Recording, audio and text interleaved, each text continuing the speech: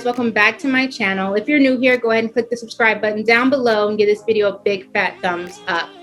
Today I am joined by three beautiful women, and we're going to discuss our complex relationships that we have either with our mothers or the relationships that we now have with our daughters because of the relationships that we had with our mothers. So before we get started, we're just going to go one by one. I want you all to kind of tell me a little bit about the relationship you had with your mom growing up. And if you currently have daughters, tell me about that relationship and what you've done to try to improve it, to make sure that the cycle wasn't continued. So Adrienne, let's start with you. Tell me about your relationship with your mother. Well, thank you so much for having me first. I'm excited to be here and have this conversation with you ladies, because this is definitely a conversation that people kind of stay away from. So I do thank you for giving us this space. My youngest memory when we were in school was like McGruff the crime dog and cigarettes and things of that nature. So I remember being around 8 or 9 years old, and the earliest memories with my mom was hiding her cigarettes, right? Because it was like, no, you shouldn't smoke. Cigarettes are bad, you know? So that was always this struggle my mom and I had.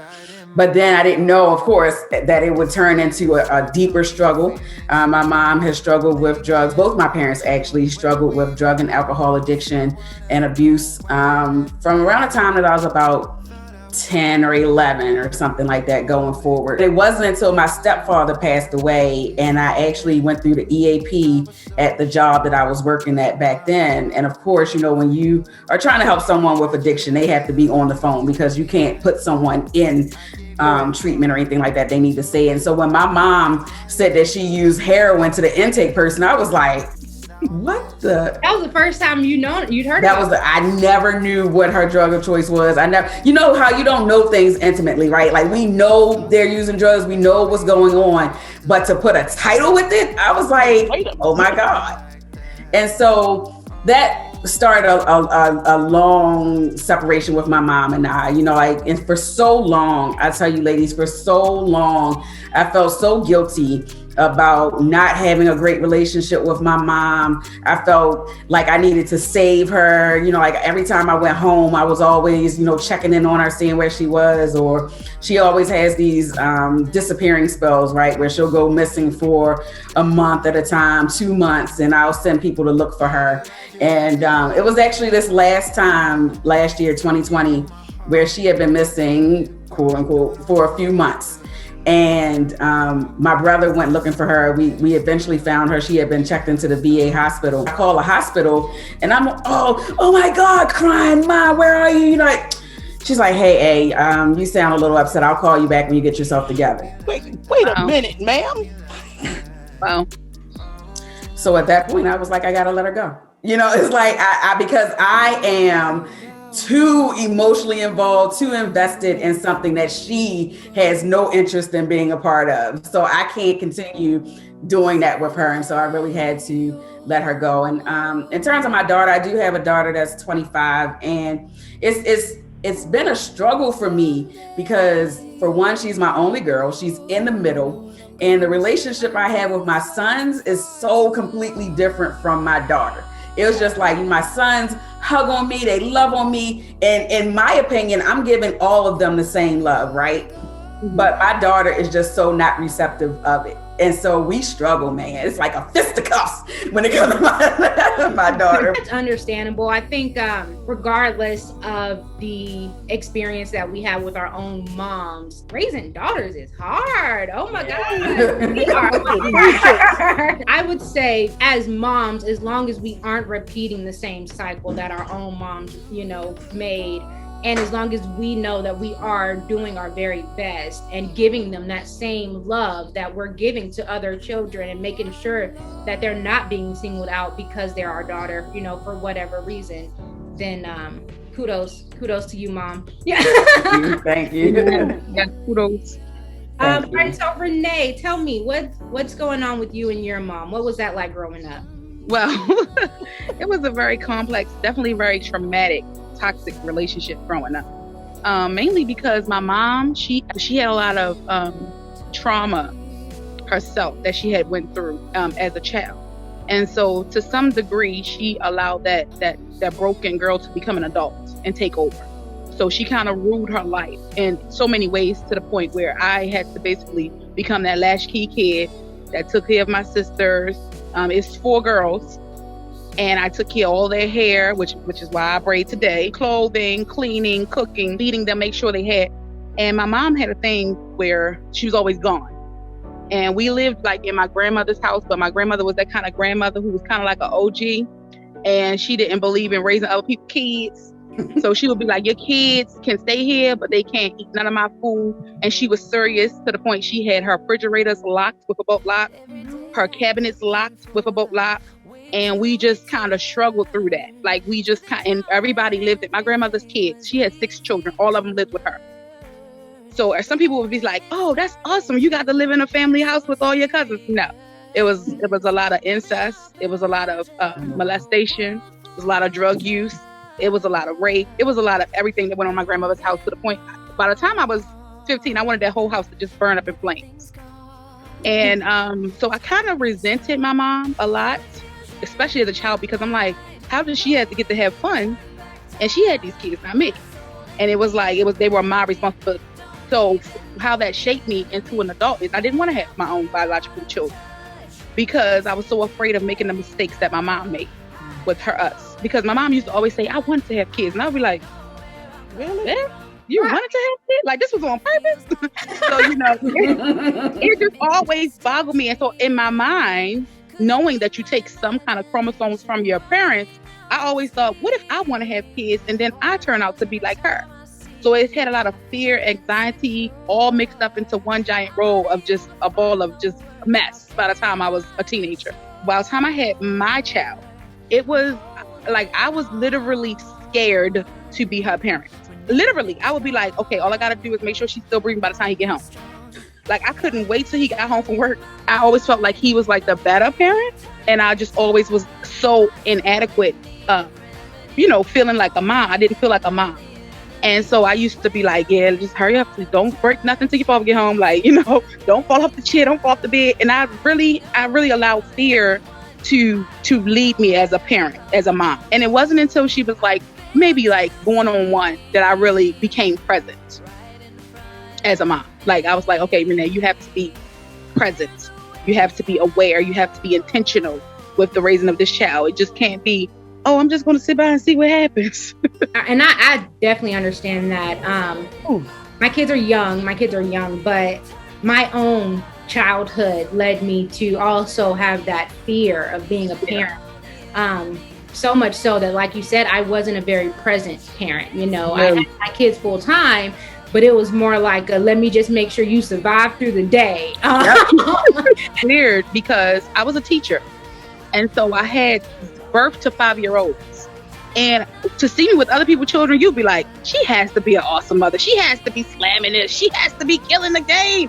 And I'll be like, but at home, I was like, no, don't leave me with the baby. Like, And it's so weird to hear this, because I've heard it before. Like, I've heard people say that they were afraid to be a parent, or they were hesitant and just didn't know. And so, but to actually hear it from people on a personal level, it's just so interesting to me to actually have that fear of letting go and embracing your child. You never had that fear when it comes to raising your kids. When you had your kids, did you feel ready to be a mom? Did you know in your mind that you were not going to repeat those cycles that your mom had made? Oh, I definitely knew I wasn't going to repeat the cycle. Oh, people will laugh, because until I was probably 30, I did not drink. I would not drink, or I would have like a fuzzy navel was my drink, so they give her a little fuzzy navel, so like that. So, and I didn't, I didn't want to repeat that part of it.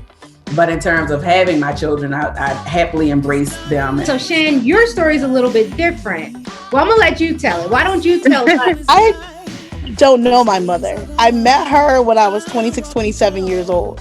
And even then, she rejected me then. Like, it was like, you weren't supposed to be alive. Those were her exact words for me. You weren't supposed to be alive. I'm like, well damn. What did I do to you? Like, I didn't do that to you. I was born at 7 months. And my dad tells me it was a really hard night or whatever. And she just got up and left. Like, a couple days later, I'm in the NICU. She left. Wow. my dad is my grandfather. He raised me because neither one of them, like, I just got my birth certificate like a couple months ago, and I have no father listed. Wow. And like, it's really to the point where, like, I didn't know how to be a mom. You get what I'm saying? Like, I didn't hold a baby until I had my son. Like, that's how it was. And I think, like, I listened to everyone, and it's like I had to do my own research to find out about my mom. You know, finding out she was super smart. You know, like, when I went to high school, they were like, "Oh, you're such and such's daughter." It's like, I don't know her. Right. So, you know, I didn't know her. So it's like, y'all telling me about somebody I have no clue on. But, you know, coming to the realization that I had to go through medical files and ask questions. And when my father was in his last days, and he was in the last stages of dementia, I learned so much about her because it took him back to a time. So I was able to learn about her, and, like, I check on her because she's not in her right mind, but I keep an eye out on her because even though I don't know her, I still don't want anything to happen to her.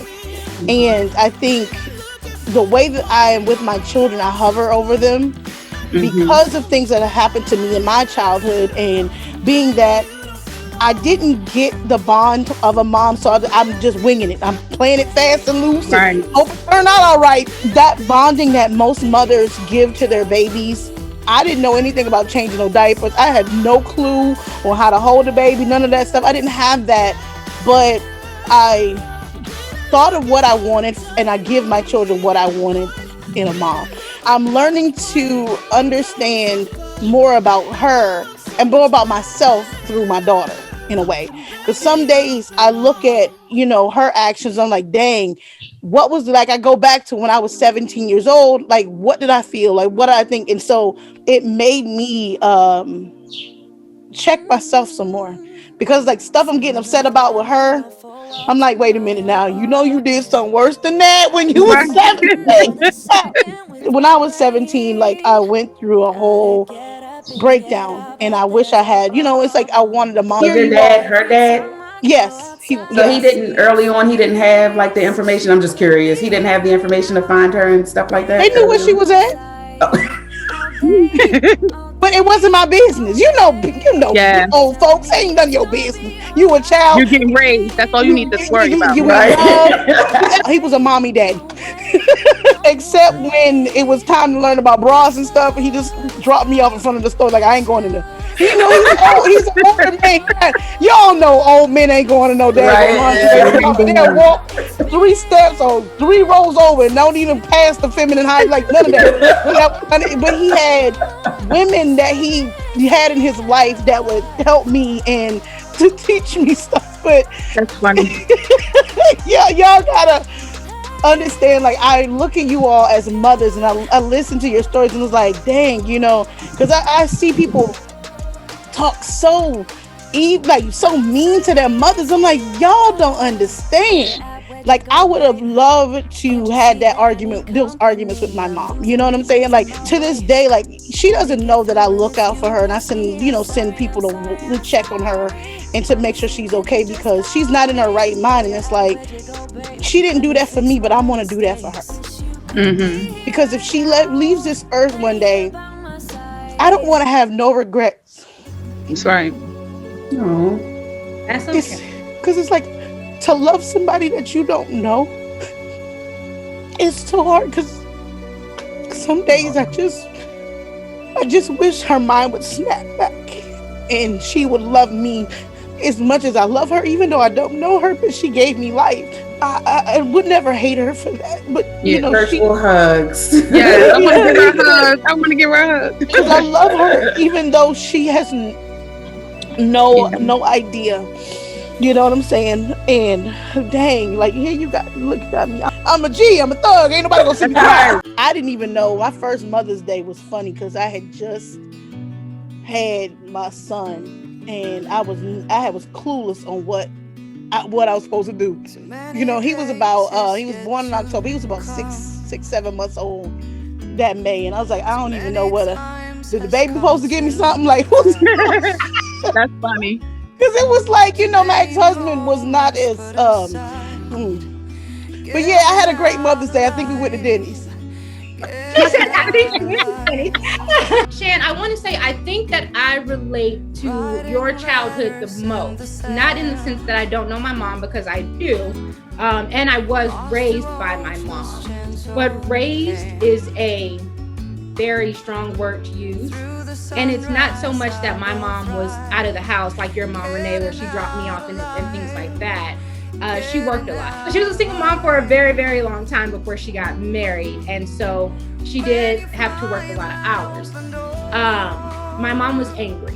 My mom was very, very angry. And it trickled down. So I came from a very abusive home. This consisted of getting punched when she felt like it, kicked, slapped, got called out of my name. The only type of parenting, the only time that I really interacted with my mom was when she was angry and violent.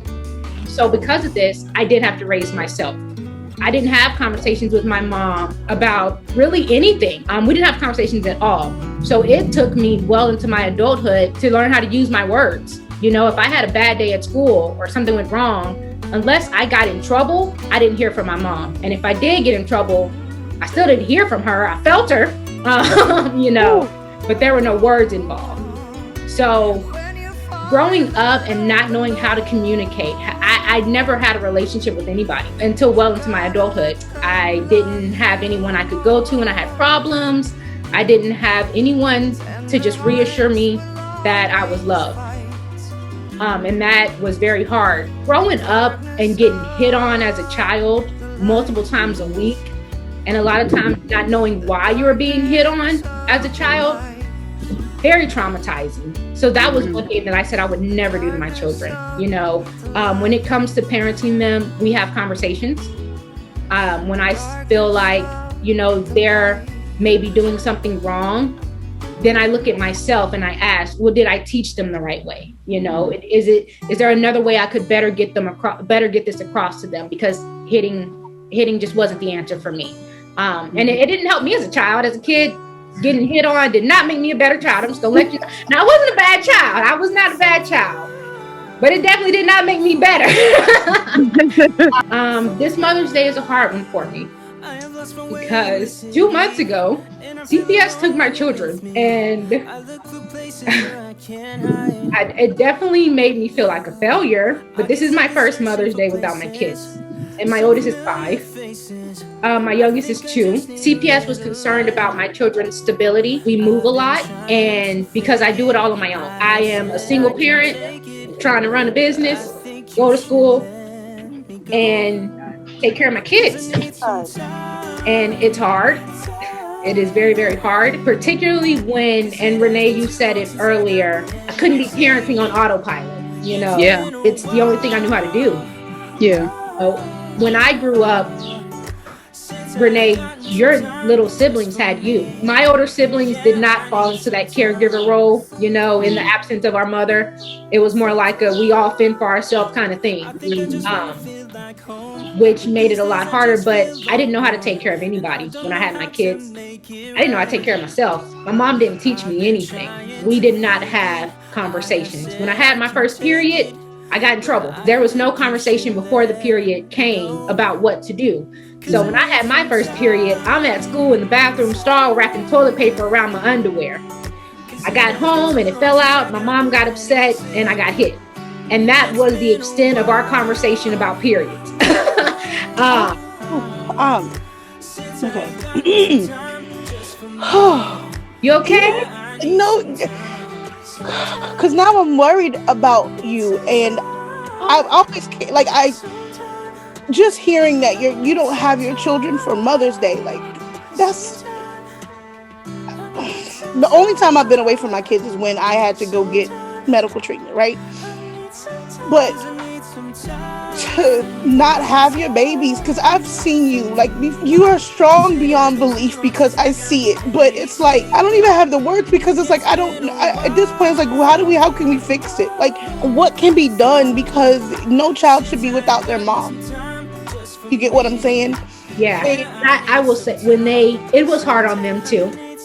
It was, because like I said, obviously I'm, according to the state, not the best mom. But I will say, do you mind if what we ask, like, I'm just, because so many women do it on their own all the time, you know, right? And then so many things, so many bad moms I was about to should have their children taken away, do not have their children out to Miami, the kids been like so many moms that, you know, are not doing anything. So was there something specific that got them involved? So in December, I had a mental breakdown. I did. I had a bit of a mental breakdown. So when I was 16, I was diagnosed with bipolar disorder. Okay. And sometimes it's been harder in the past. It's been a lot harder in the past to kind of live with that. To live with that as a single parent. To live with that, trying to live a life, and you know, trying to pretty much teach myself how to be an adult as an adult. You know, I got to do it as I go. So in December, I did kind of have a mental breakdown, and I had to check myself into a hospital. So I called my kid's dad to come get them. We don't have the best relationship, but if I need him, he's there. So grateful for that. And we're friends. I don't want to say we don't have the best relationship. He's going to look at this and be like, what do you mean? I thought we were friends. We are. I just mean, so obviously we're not together. I feel like we got it, but somebody else would not get it. Right. So I called him. At the time, he was dating this young girl. They got into an argument, and she called CPS. So when my children came back, well, apparently she had told CPS that I was mentally unstable. I'm a fighter. Damn, we on record. You're not. I said it. We'll talk about it over here. Exactly, when we get on. And that combined with the fact that I had just moved from Los Angeles, so we were living in a hotel. Now that wouldn't have necessarily been a CPS intervention type thing, living in a hotel, but before my youngest was born, I had been homeless. And so their concern was that there was a pattern of instability. Help you. So help you to become stable. And you know what? Funny enough, that's what I thought they were here to do. No, they not. Because now, go ahead. I'm sorry. That's what I thought they were here to do. But let me weigh you off for real, like, because I'm gonna say this, because we gonna fix this. Where are you? Yeah, but real talk though. Texas. I'm in Texas. Cool. Texas. Okay. Cool. My sister-in-law live there. Okay, cool. Bet. In Texas, I got friends. Yeah, I'm good, because I suffer from bipolar disorder as well. Coping with my mental illness and severe depression and the anxiety and PTSD, it couples with that, and for somebody to use that as a weapon, weaponize that. My mental illness causes me to think badly about myself. Yourself, right? It has never ever caused me to harm anyone. No. Anyone. I mean that. I'm not a violent person. I'm not an aggressive person. And I certainly have never shown any violence or aggression towards my children, you know, but the fact that they base it on I have a mental illness. Weaponized. And this is a thing this is what I dealt with dealing with my mother, like finding out about my mom. They're like, well, if you just like her, you're going to be the same. Like, first of all, you're not going to do that, because as Black women, we're not supposed to have we're not supposed to address these issues. We're just supposed to be strong at all times with a super cape on and everything is fine. We're going to save the world. But who's out here saving us? Right. And this is exact example of them weaponizing that whole Black women are strong and we can endure anything and all that other stuff. And what they did was weaponize your honesty and your transparency about having mental illness.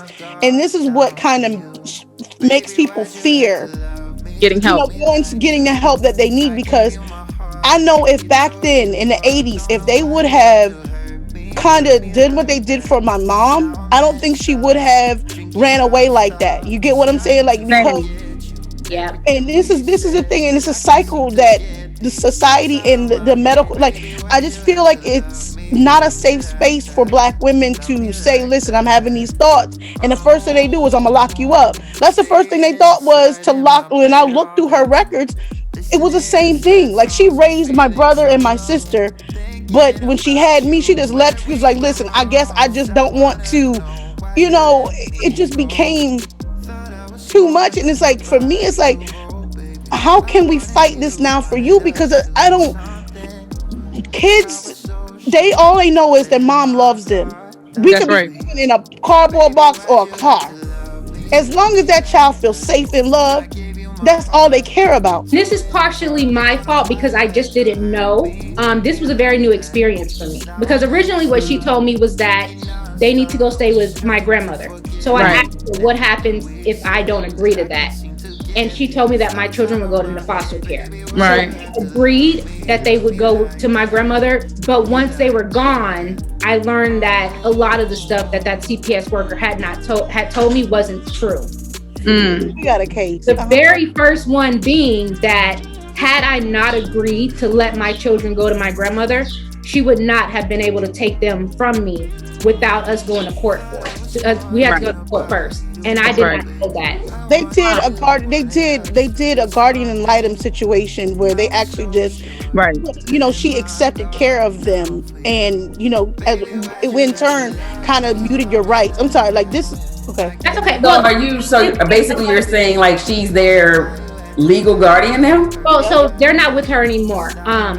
They ended up going with their dad's mom. Okay. Which makes it's different. I do feel like my children are safe, but for one, they're not an hour away anymore. They're in Wisconsin. They're across the country from me. We're gonna go get them babies. So they're pretty far. You love your babies. I'm sure she loved your babies. Right. The courts could care less about your babies, for real. You know what I'm saying? Just being, completely 100%. Like Shan said, like it's so frustrating. Because like I said, like there are women who leave their kids on the sidewalk. Listen, I'm like, hold up, because where was y'all at in 1985? That's what I'm trying to think about. My mom had bipolar and she had multiple personality disorder. I remember she had a mental break. What happened was my mom was sexually molested. My grandmother's brother, who was raping her. It was like a secret in the family that nobody talked about. It was like, shut up, don't ever tell anybody anything. So we never understood why my mom was so, like, she didn't give us hugs. She wasn't affectionate, none of that. And we never understood why she was like this until one day she had a mental break. Mm-hmm. She had a mental break when I was 13 years old. And what she did was she attacked my grandmother. My mom would just begin drinking and she was like, you need to acknowledge that your brother raped me. Mm-hmm. And my grandmother was like, you probably wanted it. That's a fight. And when she said that, my mom lunged at her and the whole house was upset. And so they called the police. And of course, my mom got arrested. Nothing about her mental was checked on. It was just all about, she's violent. Oh my God. When she left, we didn't understand fully why we couldn't have contact with my mom. At that moment, we felt like it did more harm because we weren't in a safe place. Yeah. It was hell on earth. We had no food. We had nothing. Like, we had no substance of living at all. And we went hungry for days. For days, my grandmother was not opening up her locked refrigerator and cabinets for nobody. She meant that. And so, going through that, we didn't understand why my mother wasn't capable of raising us. I am happy that they are somewhere where you feel they are safe and cared for, because that is basically the best news out of this whole unfortunate situation. Because I'm like the opposite of that, just like putting them somewhere just because it's familiar or just because they're there and they're not that close. I mean, they're not that far from you. Horrible idea. Like we was literally like 6 minutes away from my mom, and it was hell on earth. Like hell on earth. For me, my daughter was actually born on Mother's Day in 96 though. And as y'all know, Mother's Day moves every year. So obviously when she was younger, right, like it didn't have an effect on us. When she got to her teen years, then all of a sudden it was like Mother's Day didn't matter anymore because it was her birthday, right? Her birthday. So we would have these conversations like, well, And then for me, I'm like real sentimental, like you said, Renee. Like I love the handwritten cards. Yeah, and those are everything. stuff that's like from the heart, right? And so I'll say, like, why didn't you make me a card? Or where's my gift? Well, where's my birthday gift? Like, what are you doing for my birthday? Look at Sandra. Sean is like, I'm sorry. She's like my country cousin. I'm telling you, I love it. I love it. I swear. And to your point, Renee, like that's what I'm saying. So at first, I was like, this little. It got me messed up, right? Like had it not been for me, you wouldn't have this birthday that you need to take over my day. And so, but then I was just like, you know what? Never mind. She can have it. Like, go ahead, let her have it. She's gonna do whatever she's gonna do. She's becoming an adult, right? And I can't make her respect Mother's Day, right? Like I can't force her to do anything. And it's even for me, like my birthday is 4 days. My birthday is 4 days after Valentine's Day, right? And so sometimes I'll be like, no, I want two separate gifts. Like don't combine my gifts, this, that, and the third. So I'm like, I kind of get it, even though like the respect is there for moms. But I was like, at the end of the day, she's gonna get it back. Yeah. And the Lord said, she got a daughter. Bless him, won't he do it? And her daughter at 1 year old, she's only a year. Ava is 14 months old. And already. Give it to her. I'm sorry. Yeah, it comes back around. All right, guys, so I have a question for you. Sure. So, during this whole CPS debacle that I had to go through, me and my mom have had an on and off relationship. That's what I call it, an on and off relationship since I was a kid. We go through these spurts where we try to communicate with each other. We try to get along. We try to keep each other in our lives. It's mostly off, I'll say that. During this whole CPS debacle, me and my mom were at a talking phase, particularly because I felt like during my mental breakdown, she had been supportive. I felt like I had a mom. She was calling to check up on me, making sure I didn't need anything. When I was got admitted into the hospital, I was worried about my children. And like I said, they went with their dad. So I gave her his number. She's calling him, making sure they're okay, sending him money. Y'all, I had a mom for about 3 months. Bless her. 3 whole months. I had a mom. And then the CPS thing happened and we had a conversation. And one day she got upset.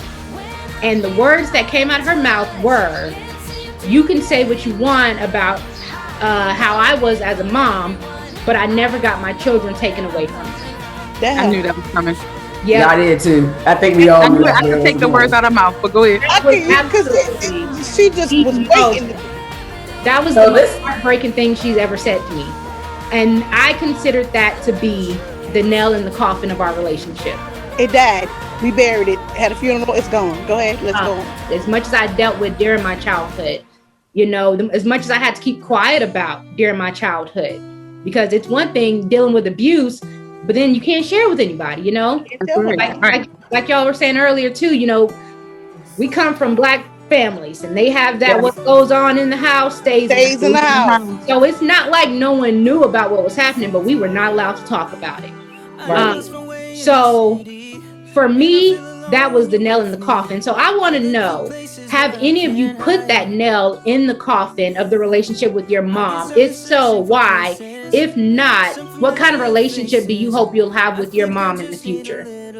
Can I jump right in here? Because I told you my nail in the coffin last year was when but this is just speaks to very similar to how your mom is. So it's funny because like we've mentioned mental health and we've mentioned mental illnesses and things like that. And my mom does not have a diagnosed mental illness. So like she can't use that as an excuse. But this is my mom. My mom, like I told you, when I called her, she was just like, oh, well, you seem like you are, not doing well, right? Call me when you get yourself together because I was crying because I hadn't seen her, right?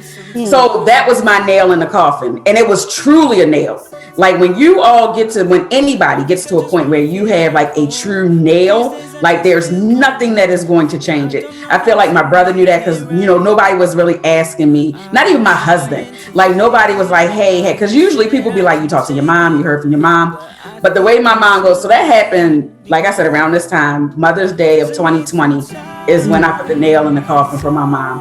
Hadn't heard from my mom, really wasn't. And, you know, people will feel like this will be triggering for some, but I have to focus on me. But for me, had no desire to know what my mom was doing. Didn't care about where she was, what she was doing, was not checking on her. Didn't want anything bad to happen to her because I love my mom. She's my mom and I love her as my mom. However, I could care less what mom was doing, right? And I say all that to say, my birthday is in February, like I said. She called me for my birthday. So from Mother's Day 2020, I had not heard from my mom, and she called me on my birthday to sing happy birthday to me. No. Wow. Okay. And so it was just like one of those things, like you said, Dove, it's just like you know, in that moment, I had a mom, but it was so crazy because she called me, I was in the car. We were in a car. It was myself, my husband, my kids. We were going bowling for my birthday. And so she called me in the car so everybody could hear the conversation. And I was still so in nail in the coffin mood, right? Mm-hmm. Like it was good to hear from her. I appreciated the phone call, but I was still in the nail in the coffin. My husband asked me 3 days later. He was like, you know, babe, I know you were celebrating your birthday. I didn't want to, you know, like rain on the parade. Yeah, he was like, but how did you feel when your mom called? And y'all, I broke down and started crying. Oh, because I was so disconnected from my mother that it didn't even resonate. That was your mom calling. Like it was like, yeah, she called and sang happy birthday, but it was like, okay, whatever, random. And had he not brought it back up to me, we would have never been here. We would have never, because I was just like, okay, she called. All right, let's go. Listen, this is my birthday, and you just bring this up for. So it was just like in that moment, I was like, oh, my mother called. Like, yo, she's my mom. I had that moment because I was super appreciative that she remembered my birthday at all, because I hadn't heard from her in 7 months, something like that. So I was super appreciative of it. I let it sizzle in my spirit for a minute, and then it went right back away.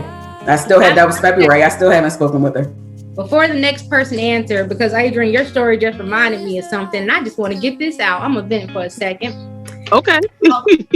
When CPS came and took my kids, it was on my birthday, and my mother did not tell me happy birthday. And this was before she gave me that comment that put the nail in the coffin. Really? Oh, wow.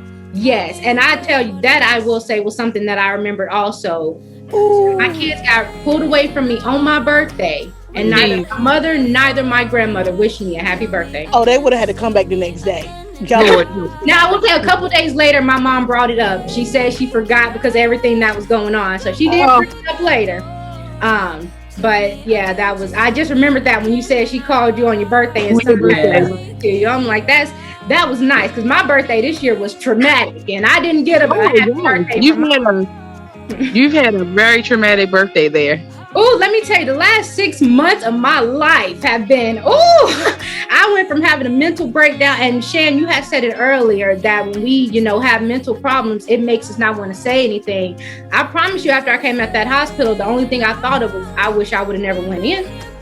Wow. Before that, my life was fine, and I obviously it wasn't perfect. I was having a mental breakdown, but it was mental problems in my head, There weren't those external forces, weighing down on me.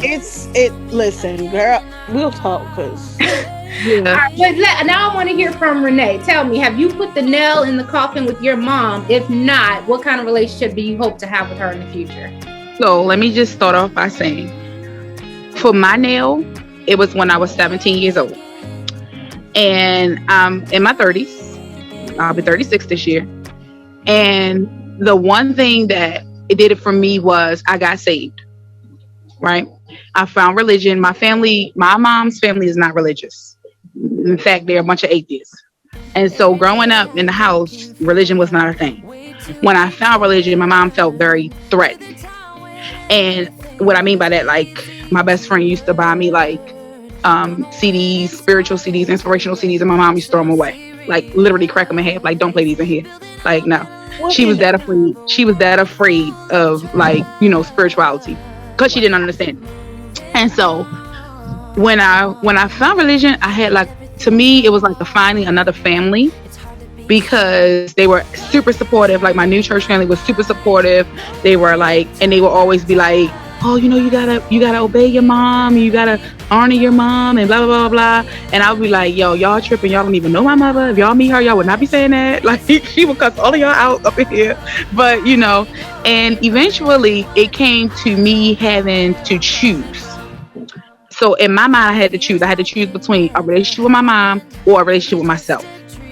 And what I meant by that is my mental health was not healthy as long as I was pining at the relationship with my mom, because my mom had deep-rooted issues that was not going to be fixed by anyone else. And I recently wrote a book, not to put a plug here, but it's relevant. I recently wrote a book called A Void That Only You Can Heal. And it just talks about certain voids that we all have internally and personally that we have to heal ourselves. Like, it's not about other people healing the voids for us. And so for that, I realized that my mom's void was not going to be filled because she didn't want it. And so I had to choose. Are you going to go through your life trying to heal this void with her, or are you going to heal your own? And I had to choose myself.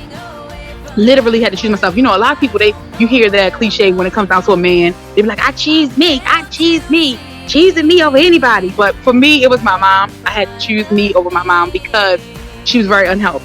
And she didn't realize that she was unhealthy. And so I had to choose myself. And when I did choose myself, I literally cut her off. Like, I cut that whole side of the family off. Like, it was no communication, no talking. They didn't have my phone number. Like, it was maybe like 15, 16 years where me and my mom did not talk. Like, at all. Like, period. We say nothing to each other. And recently, and then when I had my daughter, we definitely didn't talk because she was not happy that she wasn't involved.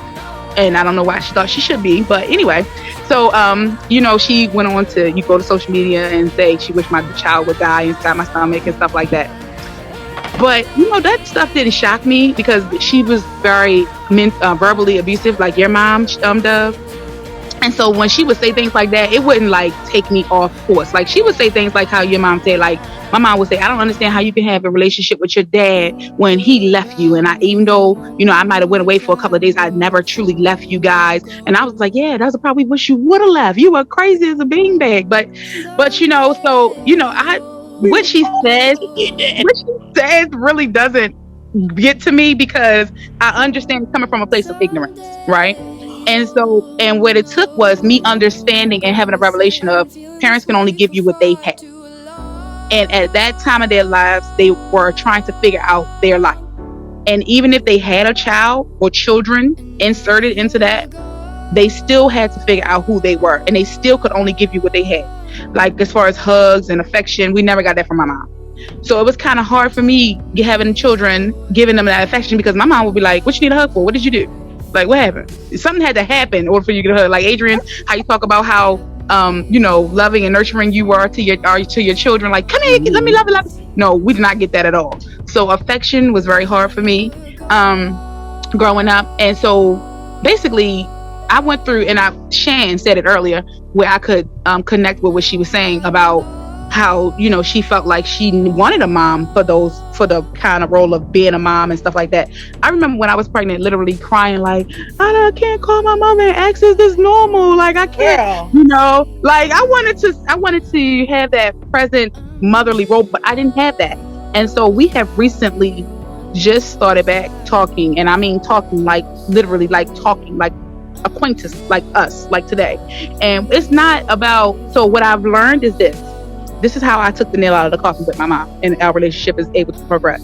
I don't want us to fix our relationship. I don't want us to repair our relationship. I want us to start a new one, because we are both at different phases and different stages of our lives. I'm an adult, so I don't need her as a mom. Like, I don't need her as a dictator. I just need her as because it's certain stages that you go through as parents. First you're the dictator, then you're the, whatever, then you're commander, then you're this, then you're that, then you're friends. So right now, I just need her to be that supportive. I understand the change in our relationship. I understand the change in the dynamics of our relationship. So my expectations about her has changed. I'm not expecting her to give me everything she didn't give me when I was a child. I'm not expecting her to be my mommy. Because I believe in the word, and the word says, when thy mother and father forsake you, God takes you up and he takes care of you.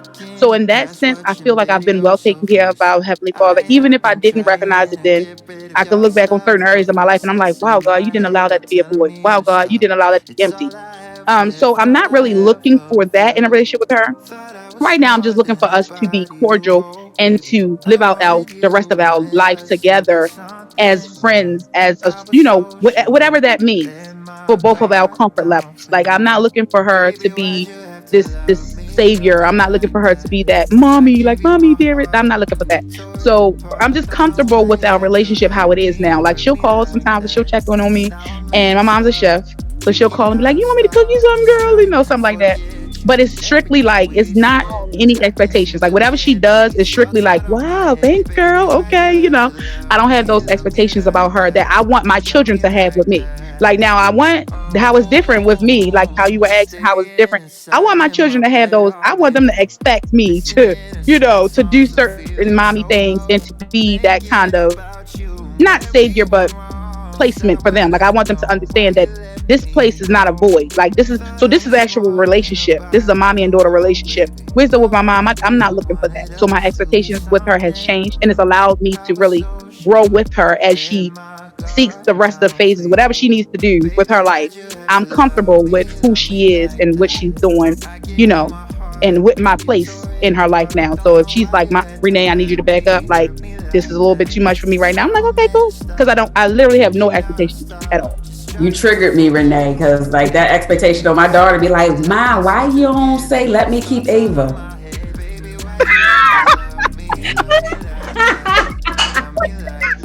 I love her.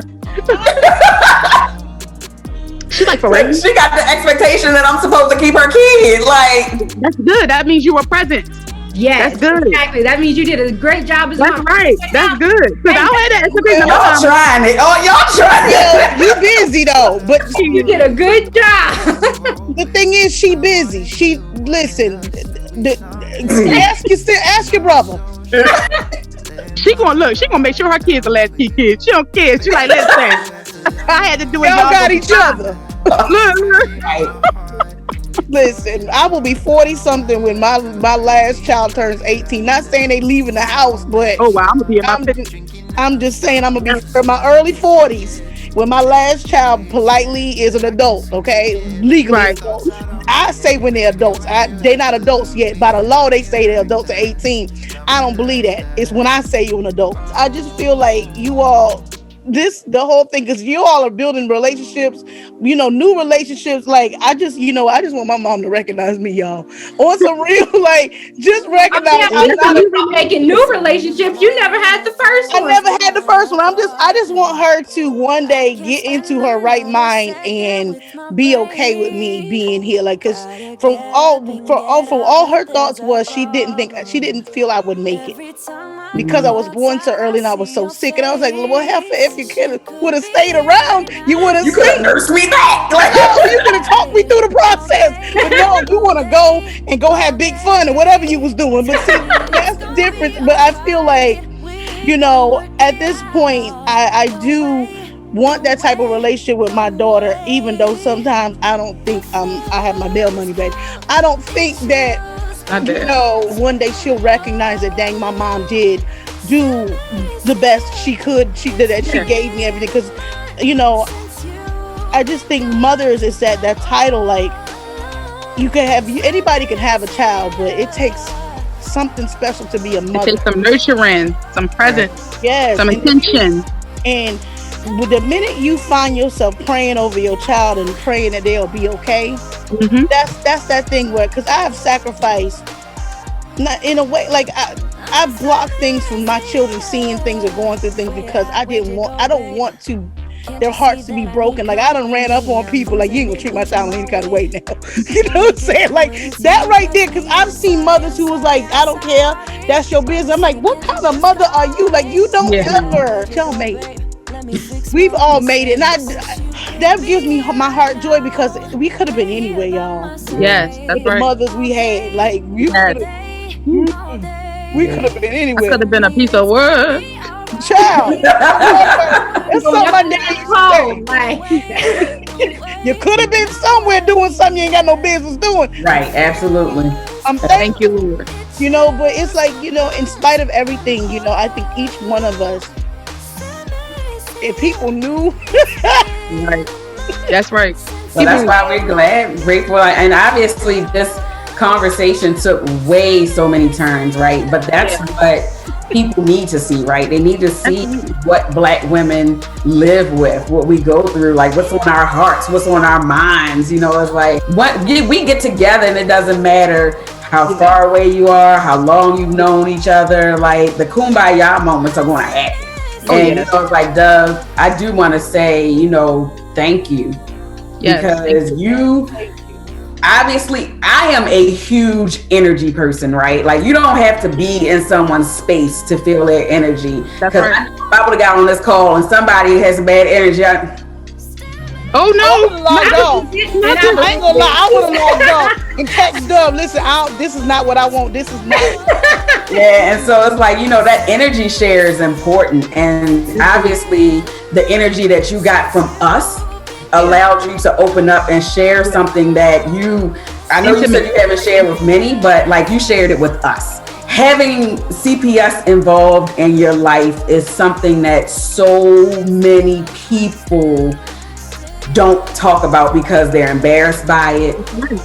They feel threatened by it. They know that people will throw it over there. They'll throw it up in their face or hold it over their heads. You know what I mean? And you were comfortable enough to share that with us without judgment or without even feeling like you would be judged for sharing, right? I went in protection mode because it was you did share. I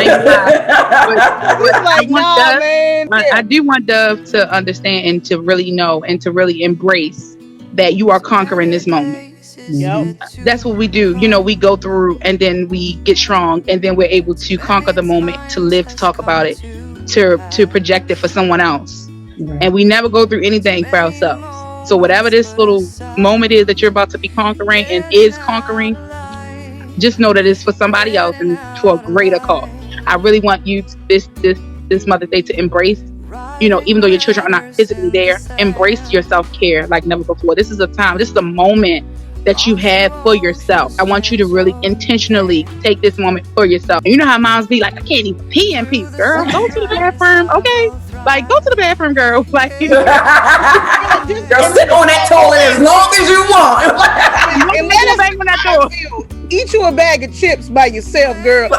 Eat a little bag. You listen. You can pop the bag open and nobody gonna hear it, girl. Ain't nobody. Embrace this time that the Lord has allowed you to have. This alone time. It's for a reason, and it's building you up to be a better conqueror. But you are definitely conquering this fight.